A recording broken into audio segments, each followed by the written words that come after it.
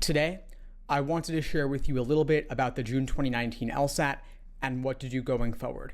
First off, it is permitted to discuss the experimental section versus the real section just to figure out, let's say if you got two logic games sections, which was the real logic games, which was the experimental, or if you got two reading comps or three logical reasonings, LSAC is okay with us talking about which ones were real and which ones were experimental. So in the chat here, I am listing for you what was real and what was not, just to help you identify it. So if you had a logic game section involving oils and watercolors, that was the real one.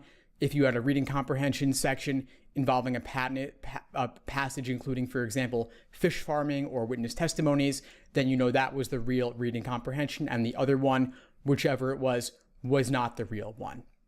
Now, a lot of times after the LSAT, people feel like it didn't go that great. They consider canceling. I want to strongly recommend that you do not cancel your score, at least not immediately. You have up to 6 calendar days after the test to cancel if you want to do so. And so first off, there's no reason to want to cancel immediately. There's no benefit to canceling immediately when you could give yourself a couple of days to cool off, blow off some steam, look at it a little bit more objectively, and then decide from there, should you cancel or not. Now, I personally recommend that you rarely, if ever, cancel your score.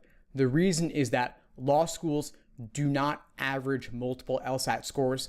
They only take the highest. So for that reason, there's really very little benefit to it. And a lot of times it turns out that people did better than they expected. There are people, I've heard stories where they walked out of the test feeling terrible, but they didn't cancel. Turned out they scored in the 170s and got scores they were very happy with. So for that reason, I strongly recommend don't cancel unless you know for a fact that something went horribly wrong, like you didn't complete an entire logic game or an entire reading comprehension passage when normally you do. If you just have this vague sense of unease that things did not go as well as they could have, then sure, that might give you reason to consider canceling, but ultimately I would suggest that you don't do it. I have a video that I'll share with you, the link here, where I actually walk through some of the considerations related to canceling or not. But again, schools do not average multiple scores. They only take the highest. So for that reason, I would not suggest canceling in most, if not all cases. Now, of course, you've got the July LSAT coming up just 6 weeks away. And so if you were prepping for June, whether you took it and didn't feel great, or you withdrew the last second beforehand, or you did take it and you felt okay, but you're not sure what to do now, should you retake? I would strongly suggest that you do retake it in July. There is only a 6-week gap between these two LSAT test dates. And so all you've got to do at a minimum is stay fresh on the LSAT for another 6 weeks. Maybe do another full-length timed exam or two per week over the next 6 weeks, plus detailed review. That alone could be enough. Plus also consider that there is a margin of error or score band of 3.5 points on each end, meaning that let's say your true aptitude is a 160, one day you might get a 157, the next day you might get a 163, and the LSAT is still considered a perfectly valid test. What that means is that let's say you took it, you got your 160, that's great, but what if in July you could, through luck alone, get a 163, and then of course with another 6 weeks of studying you could do even better than that. But just through luck alone, 3 to 4 points better is an awesome position to be in. Of course, the July LSAT is unique because it's starting the transition towards the digital LSAT. Half of test takers will get the digital format, half will get the paper and pencil format. LSAC chooses for you, and you're not going to know in advance, which might seem a little bit scary, but LSAC is doing a few nice things for test takers to help ease the transition. First off, they are letting you see your score before you decide whether to cancel. This is huge. It removes a lot of the anxiety and ambiguity around taking an exam and potentially applying with a lower score, having a lower score on record.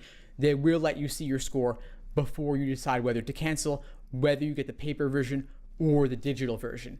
And if you do in fact decide to cancel, LSAC will give you a free retake on a future LSAT through April 2020.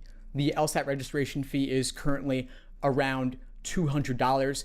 It was $190. It's just increased to $200. whether you paid the $190 or $200 will not impact which test form you get, digital or paper, as one person just asked me. Another person also asked me about the July LSAT, how should you study? And of course, the answer is study as if you are getting either paper or digital and you don't know. So do some practice tests in the paper format, do some in the digital format on the tablet. LSAC has released a familiarization tool on their website, familiar.lsac.org. I strongly recommend checking it out. I've been recommending that to you over the past few months, and now they've released 3 LSATs in that format, tests 71, 73, and 74. They'll be releasing even more in the lead up to the July LSAT or the fall. So you will have many LSAT test forms available to you. I think the July LSAT is a great opportunity because you get to see your score before canceling if you want, and you get the free retake. So I think this test administration will be more popular than it would otherwise be. And of course, law school admission officers will be seeing lots of applicants taking July and canceling. So if you are in that position where you take it and cancel, you certainly will not be alone. I wouldn't worry too much about it if you do want to cancel, although, as I said earlier, there is very little reason to ever cancel your LSAT score because law schools do not average multiple scores. Again, they only take the highest. Anyway, I hope you found this helpful. Please feel free to reach out if you need anything at all. I run the LSAT blog. Again, I also host the LSAT Unplugged YouTube channel and podcast, and I love hearing from students. So yeah, feel free to reach out. All the best with your prep, and take care.